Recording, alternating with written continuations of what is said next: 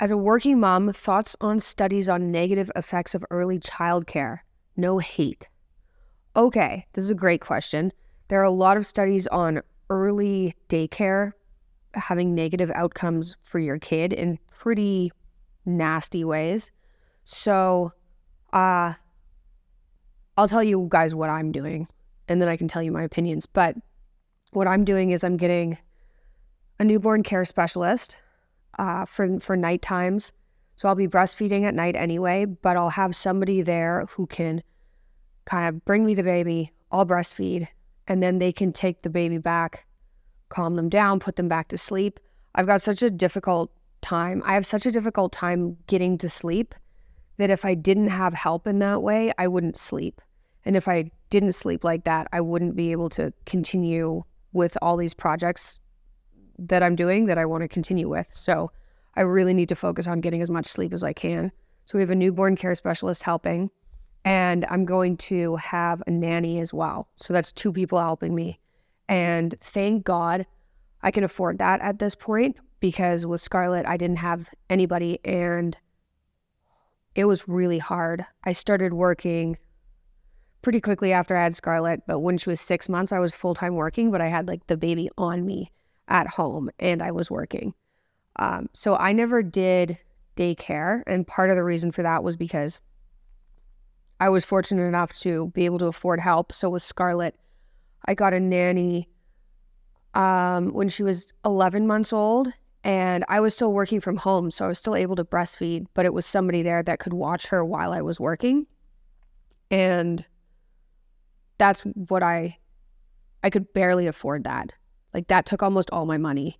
But that, I think that if that's something you can do, I think that that's a better idea than doing daycare when kids are really young. Let me think.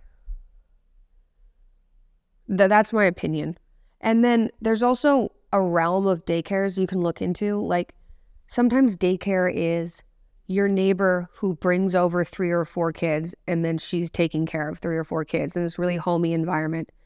That's different than like 14 kids to daycare, resentful daycare workers that don't care about your kids. And I think that's where things get iffy. And then I would say, if you are going to put your kids in daycare, you can also judge how it's going. Like, are you dropping off your kid and they're screaming? Like, screaming. And are they screaming and it's been 2 weeks and they're still screaming when you drop them off? Probably that's not a great sign, right? Now, maybe they're 3.5 and you have them in daycare and they're just going, bye, mom, see you later. I don't think those are the kids that end up with problems. So as a parent, you need to judge that and be aware of that and try to set up something that doesn't traumatize your kids. That's important. So for me, I felt like that was getting extra help while I was at home. And I was, like I said, fortunate enough that I barely could afford that, but I could with Scarlett, and now I can afford more help, thank goodness. So I think you have to be aware of the negative effects of daycare on kids and make sure you don't traumatize your kid, right? And I do think that the excuse of like, well, that's what I can afford, or like I need to drop them off at this cheaper daycare where there's 14 kids when they're 8 months old. Maybe figure out something else, because you don't want your kid having trauma forever. So maybe don't do that. It's like, figure out something else.